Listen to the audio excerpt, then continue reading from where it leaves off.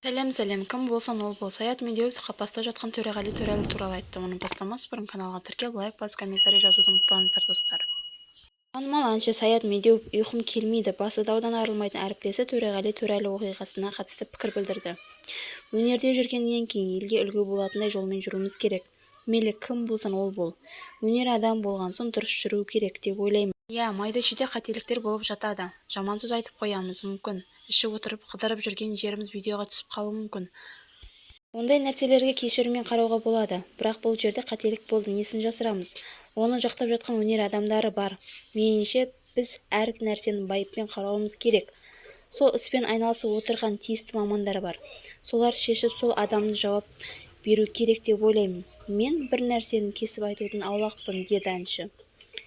Соңына дейін тыңдағандарыңызға рахмет. Лайк басып, комментарий жазып, каналға тіркелуді ұмытпаңыздар, достар.